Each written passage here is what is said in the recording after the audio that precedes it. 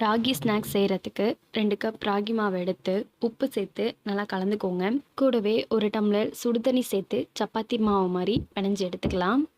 1 cup வேர்க்கடலையை வாணல்ல ஒரு 5 நிமிஷத்துக்கு நல்லா வறுத்து எடுத்துக்கோங்க. ரோஸ்டான வேர்க்கடலையை தோல் நீக்கி வச்சுக்கோங்க. 1/2 கப் எள்ளை வாணல்ல போட்டு நல்லா வறுத்து எடுத்துக்கோங்க. நல்லா பொரிஞ்சு வர வரைக்கும்.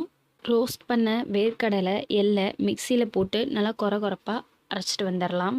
கொதிக்கிற தண்ணியில் வெல்லம் சேர்த்து கரைஞ்சி வந்தோடனே ஏலக்காய் தட்டி சேர்த்துக்கோங்க. அரைச்சி வச்சிருக்க பவுடரோட வெள்ளை தண்ணி சேர்த்து நல்லா கலந்து எடுத்துக்கோங்க.